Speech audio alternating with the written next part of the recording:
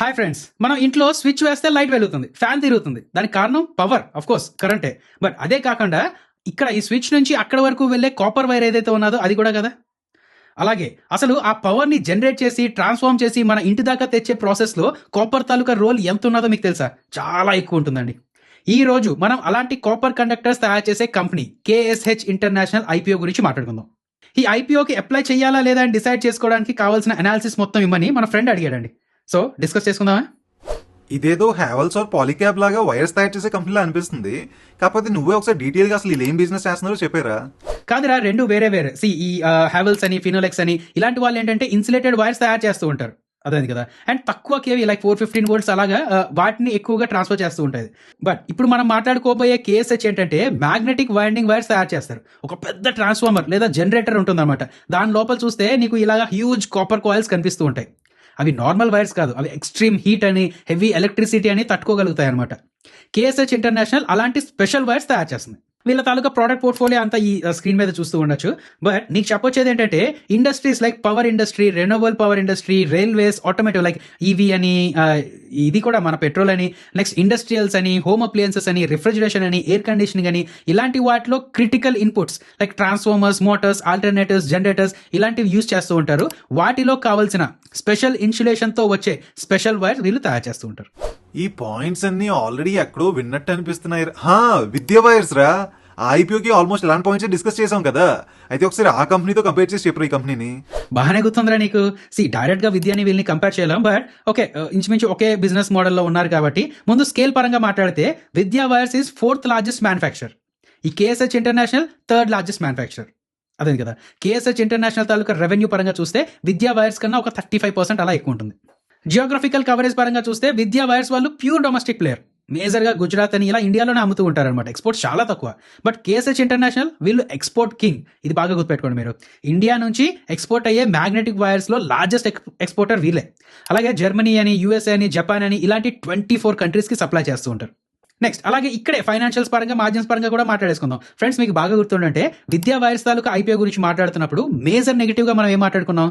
విద్యా వైర్స్ తాలూకా margin, net profit margin చాలా తక్కువ అని మాట్లాడుకున్నాం కదా. సో ఆ పరంగా కంపేర్ చేస్తే విద్యా వైర్స్ తాలూకా నెట్ ప్రాఫిట్ మార్జిన్ 2.7%. ఈ కేఎస్హెచ్ ఇంటర్నేషనల్ కొంచెం బెటర్, 3.5%.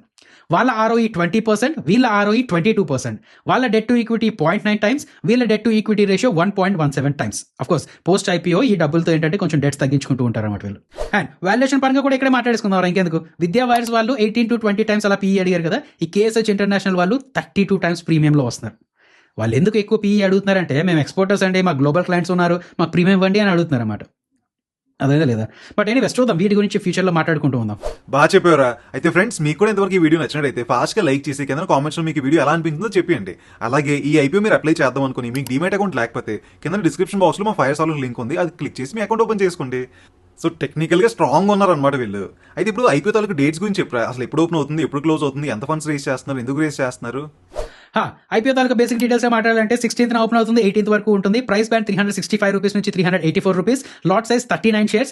సో మినిమం 14,976 రూపీస్ ఉండాలి. Total issue size 710 crores. ఇందులో fresh issue 420 crores, offer for sale 290 crores.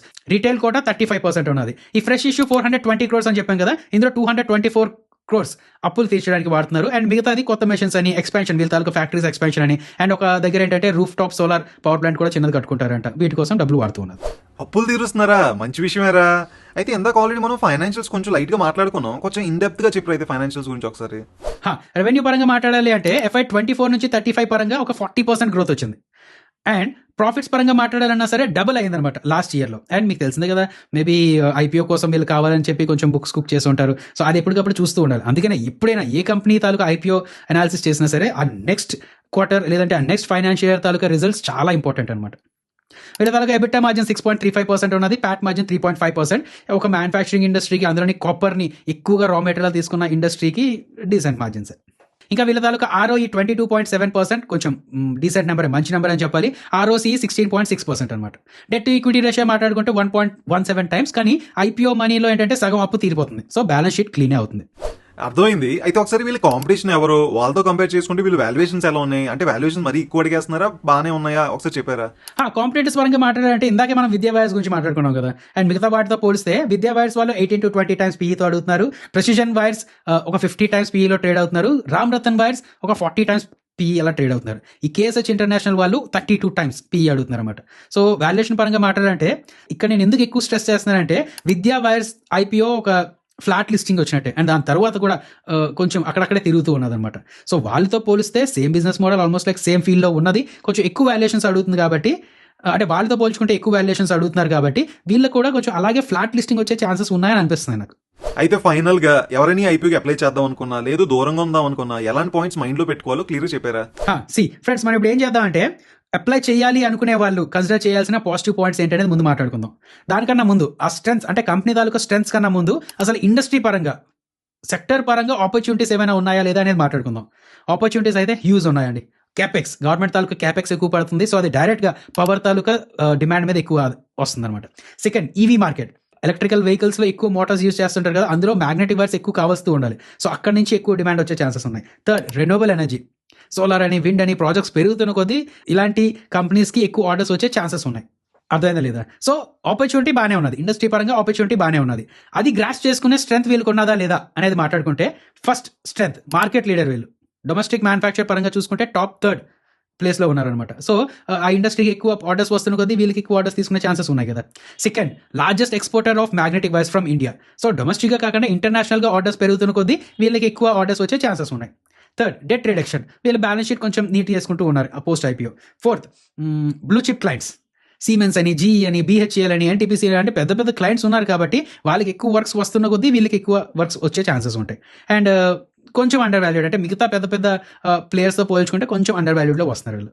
Next, ఇప్పుడు లేదు ఈ ఐపీఓకి కొంచెం దూరంగా ఉండాలి, జాగ్రత్త పడాలి అనుకునే పాయింట్స్ ఏమి ఉన్నాయనేది మాట్లాడుకుందాం. ముందు ఇండస్ట్రీ పరంగా థ్రెట్స్, ముప్పులు ఏమున్నాయనేది చూస్తే, ఒకటి కరెన్సీ ఫ్లక్చుయేషన్. సో వీళ్ళు ఎక్కువ ఎక్స్పోర్ట్స్ ఓరియంటెడ్గా ఉన్నారు కాబట్టి కరెన్సీ ఎక్కువ అటు ఇటు ఫ్లక్చుయేట్ అవుతుంటే వీళ్ళ మార్జిన్స్ ఎక్కువ మారే ఛాన్సెస్ ఉంటాయి. రెండు, చైనా నుంచి కాంపిటీషన్.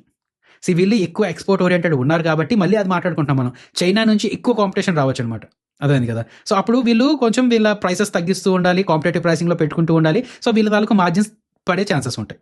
నౌ ఇలాంటి థ్రెట్ అట్మాస్ఫియర్ ఉన్న ఈ కండిషన్లో వీళ్ళ తాలూకా వీక్నెస్, ఈ కంపెనీ స్పెసిఫిక్ వీక్నెస్ ఏమైనా ఉన్నాయనేది మాట్లాడుకుంటే, ఒకటి మార్జిన్స్ థిన్. అఫ్కోర్స్ విద్యా మీద పోల్చుకుంటే కొంచెం ఎక్కువ, బట్ స్టిల్ 3.5% నెట్ మార్జిన్ అంటే తక్కువే అనమాట. సో ఒకవేళ ప్రైసెస్ అక్కడ పెరిగితే వీళ్ళ బఫర్ చాలా తక్కువ ఉన్నది కాబట్టి ఇంచుమించు లాసెస్లో కూడా వెళ్ళే ఛాన్సెస్ ఉంటాయి. రెండు, raw material risk, major cost is copper, global prices మీద బాగా డిపెండ్ అయి ఉంటుంది. Third, customer concentration. Top 10 customers నుంచే 50% రెవెన్యూ వస్తూ ఉంటుంది. సో వాళ్ళందరూ మాట్లాడుకుని వేరే ఏమైనా చూసుకున్నారనుకోండి, వేరే సప్లయర్ చూసుకుంటే వీళ్ళకి ప్రాబ్లం అయ్యే ఛాన్సెస్ ఉంటాయి. అదేంది లేదా. సో ఇవన్నీ కన్సిడర్ చేసుకొని నేను చెప్పేది ఏంటంటే, ఫ్రెండ్స్, ముందు చెప్పాం కదా, డిస్క్లైమర్ స్టార్టింగ్లో చూశారు కదా, ఏది డైరెక్ట్ ఫైనాన్షియల్ అడ్వైస్ కాదు, మేము సెబీ రిజిస్టర్డ్ అనలిస్ట్ కాదు, ఫైనాన్షియల్ అడ్వైజర్ కాదు. మీ ఓన్ అనాలిసిస్ యాడ్ చేసుకుంటూ ఉండండి, లేదంటే సెబీ రిజిస్టర్డ్ అనలిస్ట్ అయినా కలుస్తూ ఉండండి. నన్ను అడిగితే విద్యా వైర్స్ లాగే దీనికి కూడా ఫ్లాట్ లిస్టింగ్ వచ్చే ఛాన్సెస్ ఉన్నది అనిపిస్తుంది. సో లిస్టింగ్ నేనైతే ఎక్కువ ఎక్స్పెక్ట్ చేయట్లేదు యాజ్ ఆఫ్ నౌ.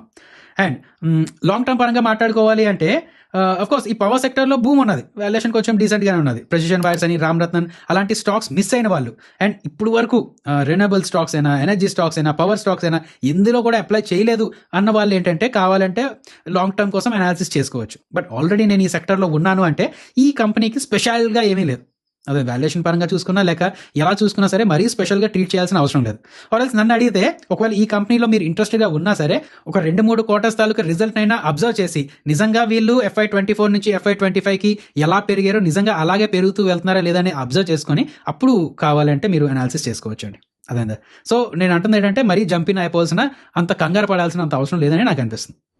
ఫ్రెండ్స్, మన ఛానల్లో మనం డైలీ మార్కెట్ అనాలిసిస్ అని, ఐపీఓ అనాలిసిస్ అని, మ్యూచువల్ ఫండ్ అనాలిసిస్ అని, ఇలా స్టాక్ మార్కెట్ రిలేటెడ్ చాలా వీడియోస్ చేస్తూ ఉంటాం. అవన్నీ మీరు మిస్ అవ్వకూడదు అనుకుంటే ఫాస్ట్గా సబ్స్క్రైబ్ బటన్ మీద క్లిక్ చేసేయండి. అలాగే పక్కన బెల్ నోటిఫికేషన్ ఆన్ చేసుకుంటే మేము వీడియో పెట్టగానే మీకు నోటిఫికేషన్ వచ్చేస్తుంది. చేసుకున్నారా? లైక్, కామెంట్ కూడా అయిపోయిందా? సో నెక్స్ట్ వీడియోలో మళ్ళీ కలుద్దాం.